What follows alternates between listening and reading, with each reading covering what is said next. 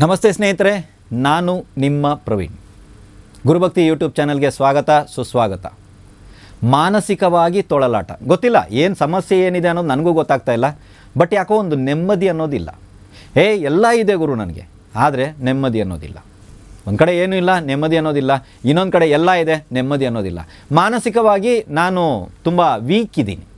ಮಾನಸಿಕವಾಗಿ, ಶಾರೀರಿಕವಾಗಿ ಗಟ್ಟಿ ಕಾಣಿಸ್ತೀನಿ ಜನಗಳಿಗೆಲ್ಲ, ಆದರೆ ಮೆಂಟಲಿ ನಾನು ಸ್ಟ್ರಾಂಗ್ ಇಲ್ಲ ಅನ್ನುವಂಥ ವ್ಯಕ್ತಿಗಳು ಯಾರಾದರೂ ಇದ್ದರೆ, ಅಥವಾ ಮಾನಸಿಕ ಸಮಸ್ಯೆ ಇದೆ. ಹೇಗೆ ಅಂತ ಹೇಳಿದ್ರೆ, ನಾವು ಒಬ್ಬ ಡಾಕ್ಟ್ರನ್ನ ಕನ್ಸಲ್ಟ್ ಮಾಡ್ತಾ ಇದ್ದೀವಿ, ಮಾನಸಿಕ ರೋಗ ನಮಗೆ ಬಂದಿದೆ ಅಂತ ಇದ್ದರೆ ಅವರು ಸಮ್ ಮೆಡಿಸನ್ ನಮಗೆ ಕಂಟಿನ್ಯೂ ಆಗಿ ಕೊಡ್ತಾ ಇದ್ದಾರೆ ಅನ್ನುವಂಥವ್ರು ಯಾರಾದರೂ ಇದ್ದರೆ, ನಿಮ್ಮ ಸೊಂಟದಿಂದ ಕೆಳಭಾಗದಲ್ಲಿ ಯಾವುದಾದರೂ ಸಮಸ್ಯೆ ರೋಗ ಇದ್ದರೆ, ಅದೇ ರೀತಿ ತಾಯಿಗೆ ಅತೀವವಾದಂಥ ಕಷ್ಟ ಇದೆ ಗುರುಗಳೇ. ನಮ್ಮ ಜೀವನದಲ್ಲಿ ನಮ್ಮ ತಾಯಿ ಪಟ್ಟಷ್ಟು ಕಷ್ಟ ಯಾರೂ ಪಟ್ಟಿಲ್ಲ.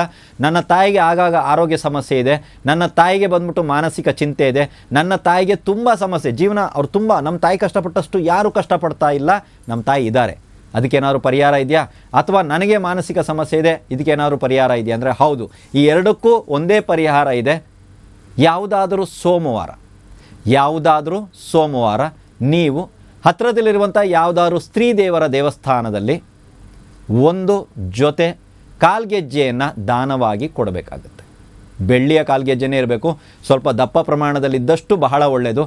ಅದನ್ನು ಅಲ್ಲಿ ದೇವಸ್ಥಾನದಲ್ಲಿ ನೀವು ಕೊಟ್ಟಾಗ ಅವ್ರು ಏನು ಮಾಡ್ತಾರೆ, ಏನು ಉಪಯೋಗಿಸ್ತಾರೆ, ಎಲ್ಲಿ ತೊಗೊಂಡೋಗ್ತಾರೆ, ಇದನ್ನೆಲ್ಲ ದಯವಿಟ್ಟು ನೋಡಬೇಡಿ. ನಮ್ಮ ಕೆಲಸ, ನಮ್ಮಲ್ಲಿರುವಂಥ ಸಮಸ್ಯೆನ ಕೊಟ್ಬಿಟ್ವಿ, ನಮ್ಮಲ್ಲಿರುವಂಥ ದರಿದ್ರವನ್ನು ಕೊಟ್ಬಿಟ್ವಿ, ನಮಗಿರುವಂಥ ತೊಂದರೆನ ಕೊಟ್ಬಿಟ್ವಿ. ಕೊಟ್ಟಾದ ನಂತರ ಏನಾಯಿತು ಏನಿಲ್ಲ ಅನ್ನೋದನ್ನು ದಯವಿಟ್ಟು ನೋಡಬೇಡಿ. ಅದನ್ನು ಅವರಿಗೆ ಕೊಟ್ಟು ನಿಮ್ಮಿಷ್ಟಕ್ಕೆ ನೀವು ಹಿಂತಿರುಗಿ ಬನ್ನಿ.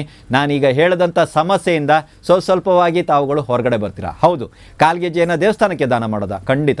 ಕಾಲ್ಗೆಜ್ಜೆಯನ್ನು ದೇವಸ್ಥಾನಕ್ಕೆ, ಅದರ ಸ್ತ್ರೀ ದೇವಸ್ಥಾನಕ್ಕೆ ಸೋಮವಾರ ದಿವಸ ಖಂಡಿತವಾಗ್ಲೂ ಒಂದು ಸಲ ದಾನ ಮಾಡಿ ನೋಡಿ. ಈ ಸಮಸ್ಯೆಯನ್ನು ಹೇಳ್ಕೊಳ್ಳಿ, ಕೈನಲ್ಲಿ ಇಟ್ಕೊಳ್ಳಿ, ಈ ಸಮಸ್ಯೆನ ಹೇಳ್ಕೊಳ್ಳಿ. ಈ ರೀತಿ ಇದೆ, ಅಥವಾ ನನ್ನ ತಾಯಿಗೋಸ್ಕರ ನಾನು ಮಾಡ್ತಾಯಿದ್ದೀನಿ, ಅವ್ರ ಕಷ್ಟ ನನ್ನಿಂದ ನೋಡೋಕ್ಕಾಗ್ತಾಯಿಲ್ಲ.